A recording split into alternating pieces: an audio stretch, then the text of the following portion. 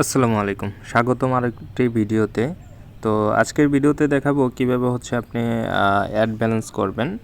তো add balance করা খুবই সিম্পল। আমাদের এই যে ড্যাশবোর্ডটা দেখতে পাচ্ছেন, এইখানে আপনার অ্যাকাউন্টের লেভেল শো করতেছে এবং হচ্ছে আপনার কত টাকা কমিশন পাবেন সব কিছু শো হচ্ছে। এই যে এখানে লেভেল শো হচ্ছে, এখানে কমিশন শো হচ্ছে এবং ওই যে এখানে লেখা আছে আরও বেশি কমিশন পেতে অ্যাকাউন্ট আপডেট করেন।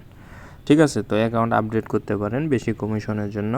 তো অ্যাড মানি করার জন্য এই যে দেখেন, এই যে নিচের দিকে একটা অপশন আছে অ্যাড মানি, ঠিক আছে, অথবা এই যে এই অপশনটা, ঠিক আছে। তো এখানে ক্লিক করলে হচ্ছে আপনার এইরকম একটা পেজে নিয়ে যাবে।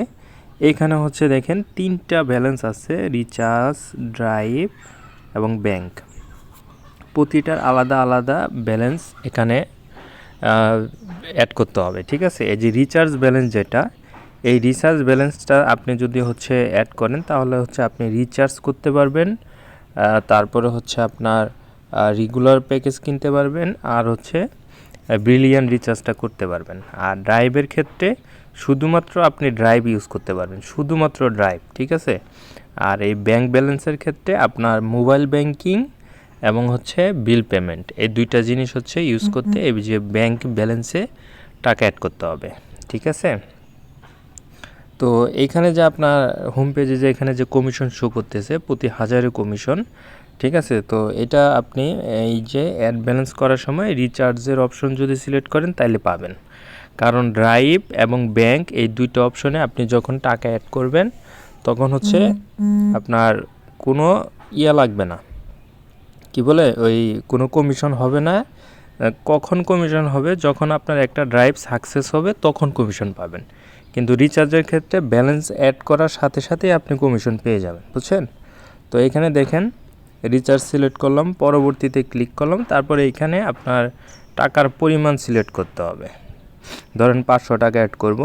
তো পরবর্তীতে ক্লিক করলে এখানে দেখেন সেন্ড মানি করার জন্য 3টা পেমেন্ট মেথড এখানে শো হচ্ছে। এখানে আরও অনেক পেমেন্ট মেথড থাকতে পারে, ঠিক আছে।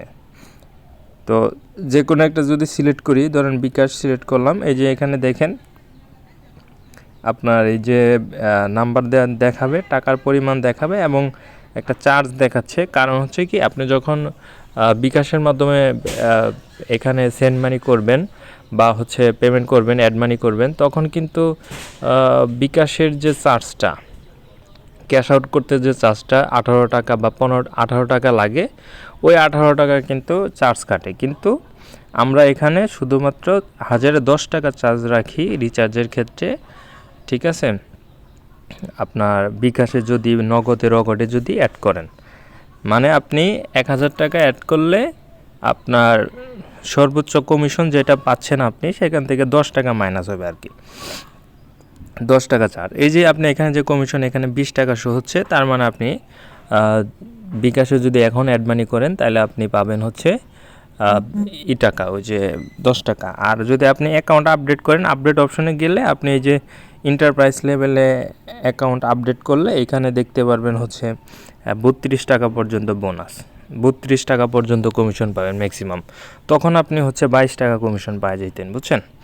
তো এখান থেকে জাস্ট কি করতে হবে, এই যে এখান থেকে নাম্বার কপি করবেন, কপি করে আপনার বিকাশ, নগদ, রকেট যেটার মাধ্যমে এখানে সিলেক্ট করছেন ওখান থেকে টাকা পাঠাইয়া এখানে সেন্ডার আইডি, এই সেন্ডার নাম্বারে আপনার যে নাম্বার থেকে টাকা দিয়েছেন ওই নাম্বারটা এখানে লিখবেন, ঠিক আছে। আর ট্রানজ্যাকশন আইডিতে আপনি বিকাশ থেকে টাকা পাঠাইলে একটা ট্রানজ্যাকশন আইডি হয়, ওই ট্রানজ্যাকশন আইডিটা এখানে দিয়ে তারপরে যে এখানে একটা বাটন আছে দেখেন, এটা যখন এগুলো ফিল আপ করবেন তখন এই বাটনটা কালারফুল হয়ে যাবে।